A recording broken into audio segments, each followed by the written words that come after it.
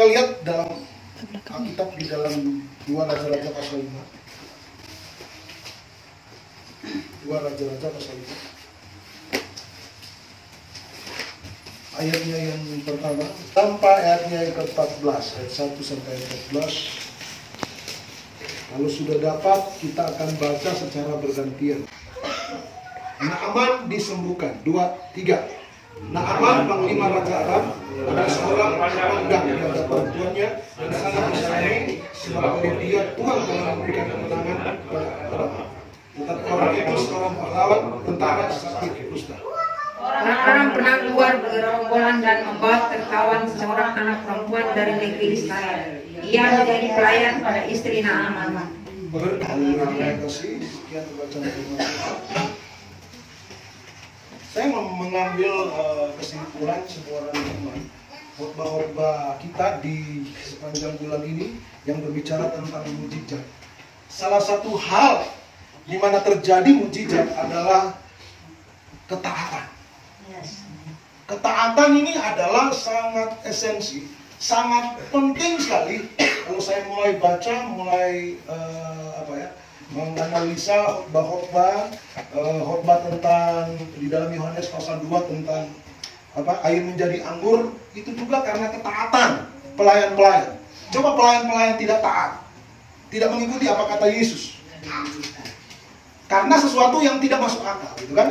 Tetapi karena mereka taat, akhirnya jadilah mujizat air menjadi anggur.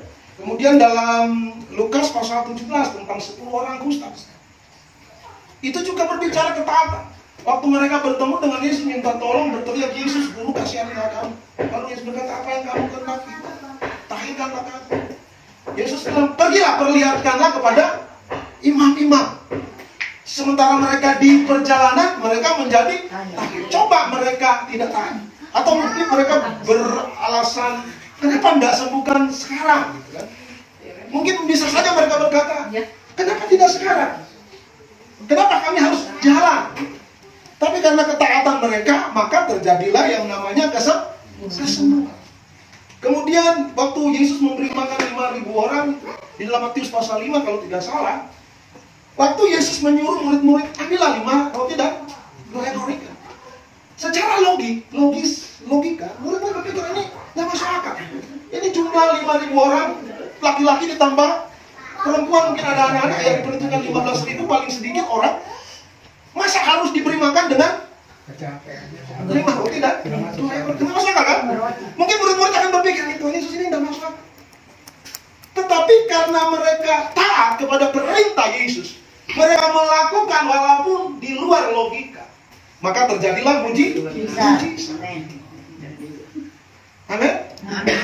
Ada banyak kejadian-kejadian di dalam Alkitab.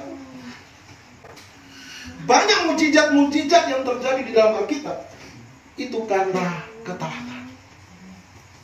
Karena ketaatan. Ada juga tentang dia percaya, kemudian dia juga berinisiatif, dia bertindak. Tetapi saya lebih fokus kepada ketaatan. Ketika kita taat, kita mengalami mujizat. Amin. Ketika kita taat, kita akan melihat mujizat akan terjadi dalam kehidupan kita. Orang sakit sembuh karena ketaatan. Makanan tercukupkan, 5.000 orang tercukupkan makanan karena ketaatan. Apalagi sekarang kita berbicara tentang Naaman. Coba Naaman tidak taat gitu. Sempat dia beralasan juga. Dia bilang, kenapa enggak Elisa Nabi itu yang keluar kan? Dia menggoyang-goyangkan tangannya mungkin, menjamah tubuhnya supaya dia mengalami kesembuhan. Hanya menyuruh bujangnya suruh mandi di Sungai Yordan. 7 kali celupkan diri di Sungai Yordan. Secara manusia tidak masuk akal. Bahkan dia beralasan ada sungai-sungai yang lain kan yang lebih bersih. Karena memang Sungai Yordan itu kan di tengah kota kotor gitu ya. Ada yang lebih bersih. Kenapa tidak ke sana? Tetapi kita melihat setelah dinasihati oleh anak buahnya, karena dia seorang jenderal, dinasihati oleh anak buahnya, akhirnya dia taat. Waktu saya disuruh ke ASO ini, walaupun ulang-ulang karena konteksnya ketaatan, secara manusia saya berontak gitu. Kenapa? Saya harus melepaskan di mana penghasilan saya secara ekonomi, harus saya lepaskan toko yang di mana saya bisa hidup di situ. Tapi Tuhan bilang taat. Saya taat, saya tinggalkan segala sesuatu.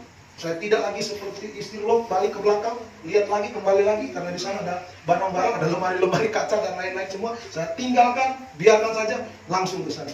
Secara manusia, logikanya saya berpikir, apakah saya bisa hidup di sana? Bagaimana saya akan kuliahkan anak, gitu kan? Anak saya kuliah di UPA, bagaimana saya harus kirim uang? Itu pertanyaan secara manusia. Sekali lagi, kadang-kadang ketaatan secara manusia, kita kadang-kadang mungkin tidak masuk gitu.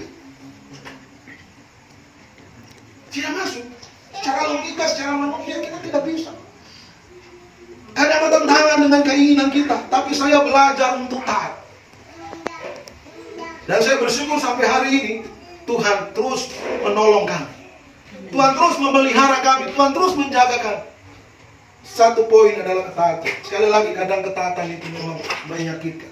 Kadang kita mau taat, kadang-kadang tidak sesuai dengan logika, tidak sesuai dengan ego kita, tetapi kita harus taat. Karena taat menghasilkan mujizat. Tanpa ketaatan saya percaya kita tidak akan mengalami mujizat. Sementara orang lain berkata menolak untuk kesalahan. Disuruh ke hamba Tuhan satu, dia menolak.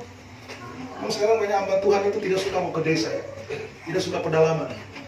Hamba Tuhan sekarang coba disuruh ke pedalaman. Hamba Tuhan modern sekarang belum tentu mau. Disuruh tidak mau, memang tidak mau sama sekali. Saya lah yang dicap hamba Tuhan desa tidak apa-apa. Saya mau ke sana karena ketaatan kepada Tuhan. Ketika saya taat, ada banyak hal yang Tuhan lakukan dalam kehidupan kami. Jenderal dinasihati oleh anak buahnya, akhirnya dia taat juga. Dia taat. Ketaatan daripada Naaman membuat dia sembuh dari sakitnya. Dia tahir dari sakit kusta. Ini sebuah rangkuman, itu sebuah kesimpulan yang saya dapat. Ada satu poin penting, walaupun ada beberapa poin yang lain untuk kita bisa mendapatkan, menghasilkan mujizat, tapi saya tangkap di sini adalah tentang ketaatan. Taat ini akan membawa kita kepada mujizat. Beberapa minggu yang lalu saya sudah saksikan, ada orang telepon sama saya, minta uang gitu. Baru Tuhan bilang kasih. Saya kasih gitu. Saya taat gitu. Setelah saya kasih, besoknya Tuhan memberikan berkat. Tiket bolak-balik ibu dikasih oleh seseorang dari Sorong. Tuhan punya banyak cara ketika kita taat. Kalau saya mau cerita tentang kesaksian pelayanan kami, saudara yang kasih, kami ini berjalan karena ketaatan. Kami bisa ada sampai hari ini karena kami taat. Ketaatan memang tidak mudah. Tidak mudah. Naaman banyak pertanyaan karena dia merasa dirugikan. Kadang ketaatan itu, saya bilang tadi, tidak mudah karena kadang-kadang bertentangan dengan keinginan kita. Murid-murid sempat mengeluh, tapi akhirnya mereka taat juga. Naaman juga sempat mengeluh, tetapi akhirnya taat. Ada banyak mujizat yang Tuhan terus kerjakan dalam kehidupan kami sampai hari ini. Makanya ada satu statement dari saya, satu motto dari saya, bahwa saya akan berjalan dari mujizat yang satu ke mujizat yang lain. Itu sejak beberapa tahun lalu, saya terus dalam doa saya selalu berkata, aku akan berjalan dari mujizat yang satu ke mujizat yang lain. Mari kita belajar taat, Bapak Ibu Saudara. Taat kadang-kadang harus merendahkan diri. Dalam Filipi pasal 2, Yesus itu taat sampai merendahkan diri dan mati di atas kayu salib. Dia menjadi hamba. Yesus yang adalah Tuhan berinkarnasi jadi manusia dan dia jadi hamba. Ini kita alami. Taatlah kepada Tuhan sehingga kita akan melihat mujizat Tuhan terjadi dalam kehidupan kita. Amin, firman Tuhan. Dia jadi hamba. Dan Alkitab berkata dia taat sampai mati. Baru kemudian ayat 9 dan 10 berkata, kemudian Allah meninggikan dia. Allah mengangkat dia, Allah meninggikan dia. lagi akan menghasilkan mujizat dalam kehidupan kita. Walaupun kadang ketaatan itu berat. Kadang ketaatan bertentangan dengan logika kita, bertentangan dengan ego kita, bertentangan dengan kemauan kita. Kadang ego kita diobok-obok. Tetapi ketika kita taat, percayalah mujizat demi mujizat kita akan alami dalam kehidupan. Kalau saya, mujizat itu sesuatu yang di luar nalar manusia, logika manusia. Saya banyak kali mengalami hal seperti itu. Kadang tidak terpikirkan. Tuhan itu melakukan ketika kita taat. Naaman, kalau dia tidak taat, dia mempertahankan egonya karena dia seorang jenderal yang terkenal. Saya percaya dia tidak akan sembuh. Amin. Naaman orang hebat, seorang jenderal yang hebat. Mungkin dia berkata ini ada-ada saja ini. Biasanya seorang jenderal harus disambut dengan seorang yang tokoh yang lebih besar kalau boleh. Paling tidak selevel.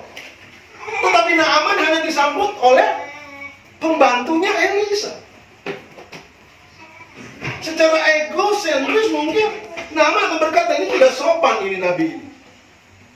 Tidak menghargai saya ini nabi ini. Tapi Naaman tidak seperti itu.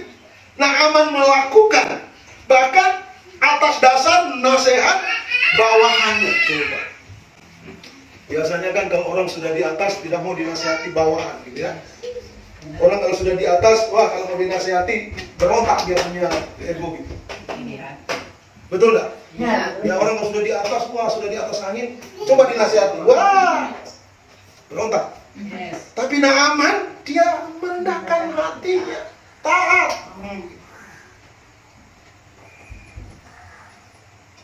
Saya percaya kita tetap membutuhkan yang namanya mujizat dari Tuhan. Kita tetap membutuhkan namanya mujizat dari Tuhan. Sebab kita harus terus berhadapan dengan persoalan, masalah, kebutuhan, dan lain-lain. Karena banyak masalah-masalah yang terkadang tidak sesuai dengan ekspektasi kita gitu ya. Tidak sesuai dengan keinginan kita. Tiba-tiba masalah itu muncul. Tiba-tiba masalah itu datang tanpa kita pikir-pikir gitu, tiba-tiba dia datang. Itulah keuntungan menjadi orang percaya. Apapun pergumulan yang kita hadapi, ketika kita taat kepada Tuhan, maka percayalah kita akan mengalami mujizat. Amin. Saya banyak kali mendengar kesaksian Bapak Ibu. Ketika taat, Tuhan menolong. Ketika taat, Tuhan mencukupkan. Bahkan dalam detik-detik terakhir pun, Tuhan sanggup menolong kita ketika kita taat. Amin. Kalau kita taat, Tuhan saja akan memberitahukan kepada orang yang lain akan menolong kita. Amin. Ada banyak orang tanpa saya tahu, tanpa dia tahu masalah saya, kemudian Tuhan menyuruh dia. Waktu Elia, dia ada di Sungai Kerit, Tuhan menyuruh siapa? Burung gagak untuk memberikan dia. Tuhan bisa menyuruh siapa saja. Ketika kita taat, Elia taat, Tuhan suruh berdiam di sana, dia berdiam. Artinya, mari kita menjadi orang-orang yang taat. Taat kepada Tuhan. Taat kadangkala, sekali lagi poinnya taat kadangkala memang menyakitkan. Amin. Apalagi kalau tidak sesuai dengan keinginan kita, ego kita kadangkala menyakitkan. Naaman dia berontak. Tidak sesuai dengan egonya dia. Tidak sesuai dengan keinginan dia. Tapi akhirnya dia mendengarkan juga nasihat anak buahnya. Dia taat juga sehingga dia menjadi sembuh. Dan saya percaya ke depan kita akan menghadapi persoalan-persoalan. Mungkin tidak sama dengan persoalan Naaman. Mungkin tidak sama dengan persoalan daripada murid-murid Yesus ketika mereka memberi makan. Sekitar 5.000 ditambah mungkin perempuan dan lain-lain. Mungkin tidak sama dengan pergumulan 10 orang kusta. Tetapi percayalah, solusinya sama, yaitu ketaatan. Selain ketaatan di situ juga ada kerendahan hati. Selain ketaatan juga kalau kita lihat di dalam Lukas 17 tentang 10 orang kusta, ada juga iman di sana. Nah, ada banyak hal yang menjadi dukungan kita tentang bagaimana kita akan meraih iman. Tapi malam hari ini saya lebih terkonsentrasi kepada bagaimana kita taat. Sebab saya melihat dalam kesimpulan daripada mujizat-mujizat yang diceritakan dalam Alkitab, itu adalah ketaatan. Seorang perempuan yang ketika Elia datang, kemudian Elia atau Elisa itu saya kurang, Elisa ya, dia datang di daerah itu kelaparan, ya kelaparan. Kemudian Elisa berkata kepada perempuan itu, buatkanlah aku roti kan. Baru perempuan dan itu dia bilang apa?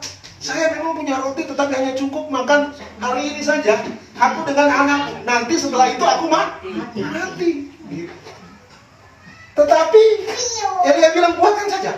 Apa yang dilakukan oleh perempuan itu? Dia taat. Amin. Dia taat.